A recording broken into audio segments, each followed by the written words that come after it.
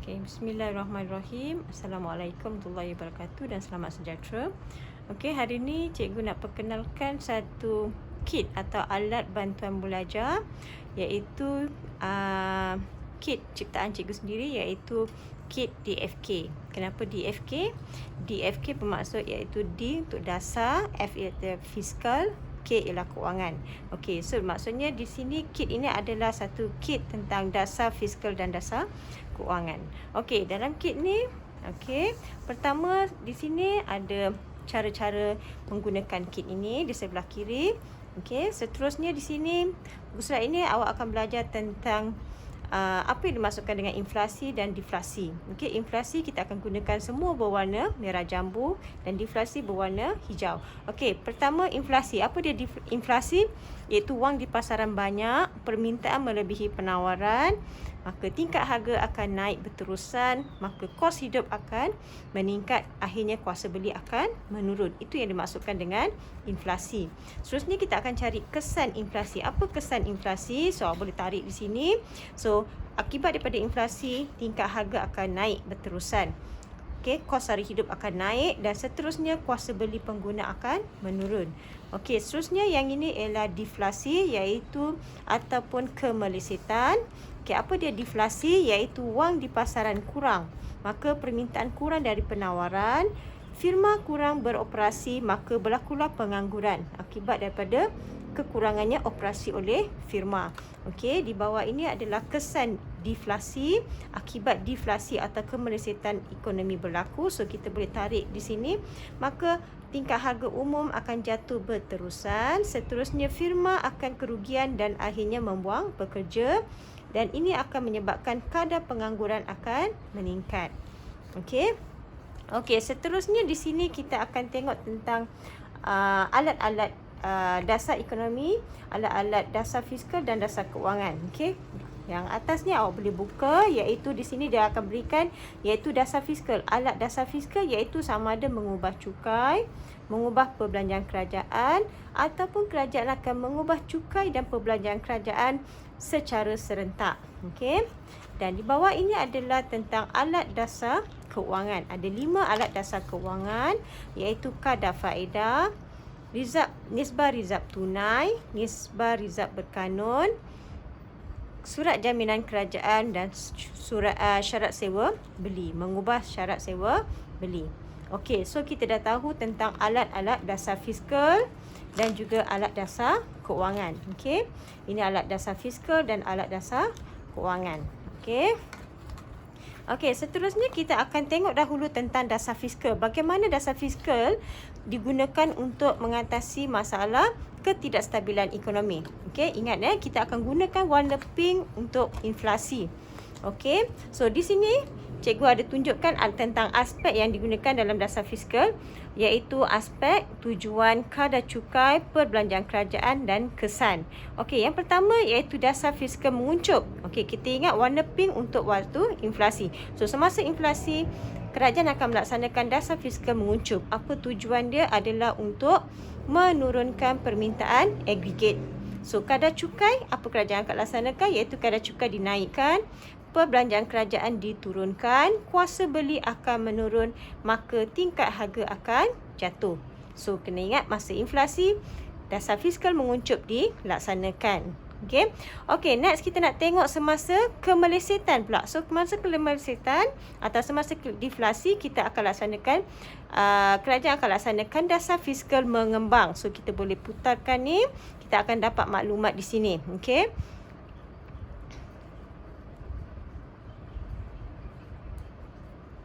Okey. So saya dah cakap tadi iaitu bila kita laksanakan deflasi, maka kita gunakan kertas yang berwarna hijau. So semasa deflasi, kerajaan akan melaksanakan dasar fiskal mengembang.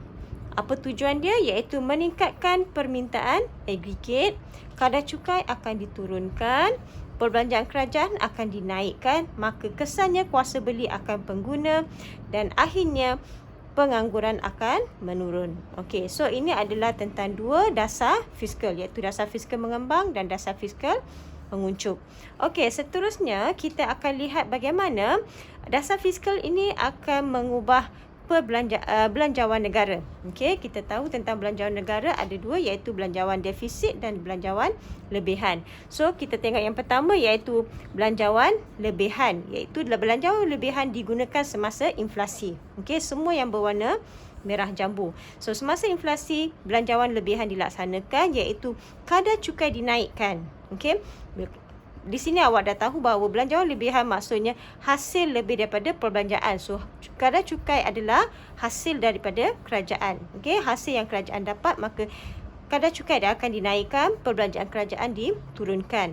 So, apabila kerajaan naikkan cukai, maka pendapatan boleh guna akan menurun. Okey, kuasa beli masyarakat akan menurun, permintaan ke atas barang akan menurun, maka ekonomi akan kembali stabil. Begitu juga semasa belanjawan lebihan dilaksanakan, perbelanjaan kerajaan dikurangkan.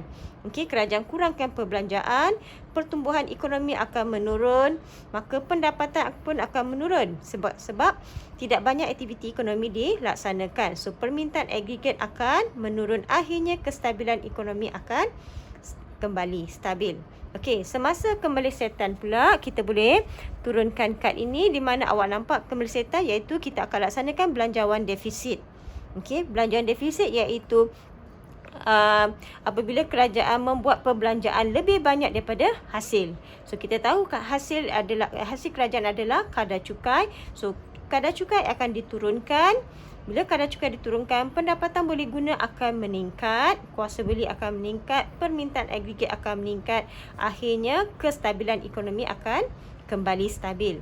Okey, perbelanjaan kerajaan pula akan meningkat semasa deflasi. Okey.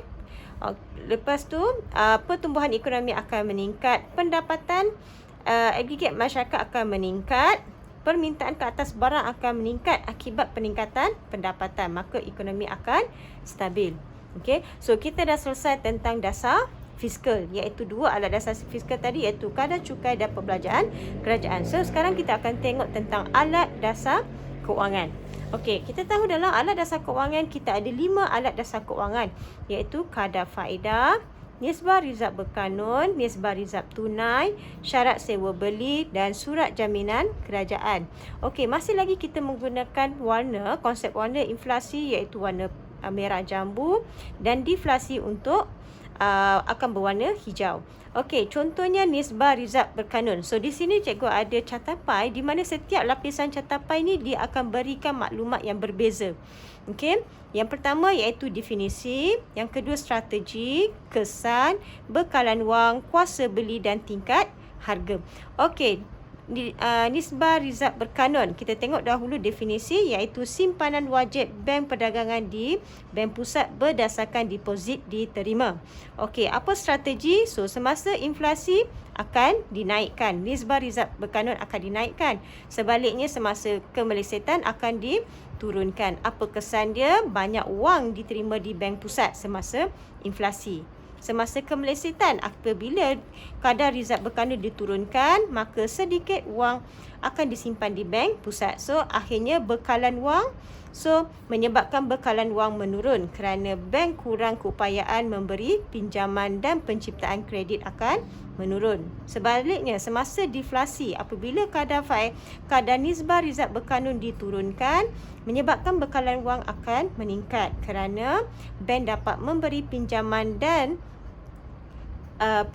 penciptaan kredit akan meningkat. Maka kuasa beli masyarakat akan menurun semasa inflasi. Okey, akibat daripada penurunan keupayaan bank untuk memberi pinjaman. Semasa kemelesetan, kuasa beli akan meningkat. Okey, akhirnya kita lihat pada kesan kepada tingkat harga. Tingkat harga akan menurun. Semasa kemelesetan, tingkat harga akan kembali meningkat. Okey, itu adalah nisbah rizab berkanun. Okey, kemudian kita cuba tengok tentang kadar faedah. Okey, sama juga. Yang pertama, awak kena tahu tentang kadar faedah.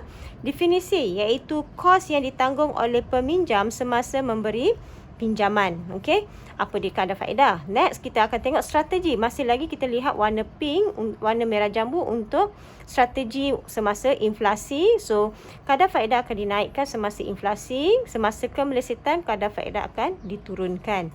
Okey, apa kesan dia?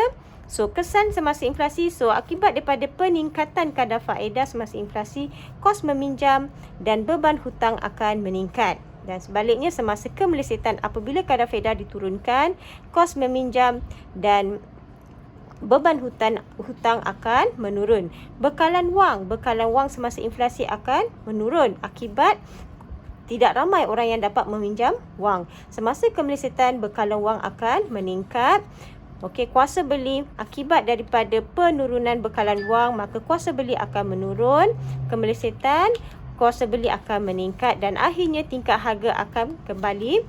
Semasa inflasi, tingkat harga akan menurun dan tingkat harga semasa kemelesetan akan meningkat.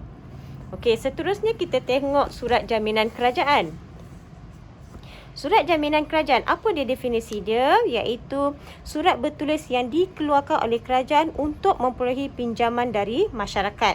So, sama juga kita lihat kepada strategi semasa inflasi dan semasa kemelesetan. So, semasa inflasi, kerajaan akan menjual surat jaminan kerajaan. Semasa kemelesetan, kerajaan akan membeli surat jaminan kerajaan. Apa kesan dia? Apabila semasa inflasi kerajaan menjual surat jaminan kerajaan, masyarakat akan membeli surat jaminan kerajaan.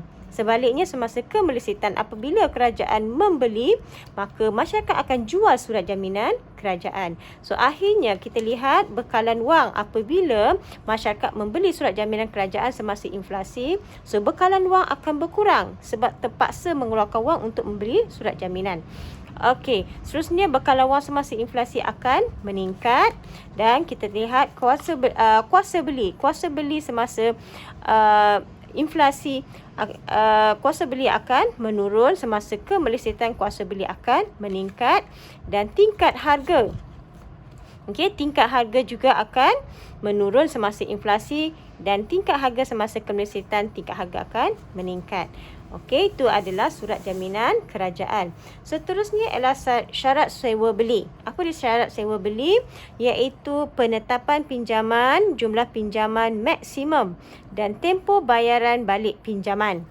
Okey, sama juga strategi strategi Bank Pusat, iaitu semasa inflasi dan semasa kemelesetan adalah berbeza. Semasa inflasi, syarat sewa beli akan diketatkan. Semasa deflasi, syarat sewa beli akan dilonggarkan. Okey, kesan dia semasa inflasi, apabila syarat sewa beli diketatkan, deposit pinjaman akan tinggi. Contohnya, pihak bank menetapkan deposit pinjaman yang tinggi dan tempoh bayaran balik pinjaman akan dipendekkan. Keadaan ini menyebabkan pengguna berasa terbeban. Okey, so semasa kemelesetan pula, deposit pinjaman akan diturunkan, tempoh bayaran balik pinjaman akan dipanjangkan. Okey, bekalan wang akibat semasa inflasi, deposit pinjaman diturunkan, maka bekalan wang akan menurun. Okey, semasa kemelesetan, bekalan wang akan meningkat sebab lebih ramai orang boleh membuat pinjaman. Kuasa beli semasa inflasi, kuasa beli akibat sukarnya untuk mendapatkan pinjaman. So, kuasa beli akan menurun. Semasa kemelesetan, kuasa beli akan meningkat dan tingkat harga akan kembali menurun pada masa inflasi dan tingkat harga semasa kemelesetan akan kembali meningkat. Okey, dan yang terakhir ialah syarat sewa nisbah rizab tunai. Apa dia nisbah rizab tunai? Iaitu simpanan wajib bank wang tunai di bank itu sendiri berdasarkan deposit yang diterima. Apa strategi yang dilakukan semasa inflasi? Iaitu nisbah rizab tunai akan dinaikkan dan semasa kemelesetan, nisbah rizab tunai akan diturunkan. Okey, kesan dia semasa inflasi. So, apabila nisbah rizab tunai dinaikkan, maka banyak rizab tunai akan disimpan di bank perdagangan. Okey, sebaliknya semasa kemelesetan, sedikit rizab tunai akan disimpan di bank perdagangan.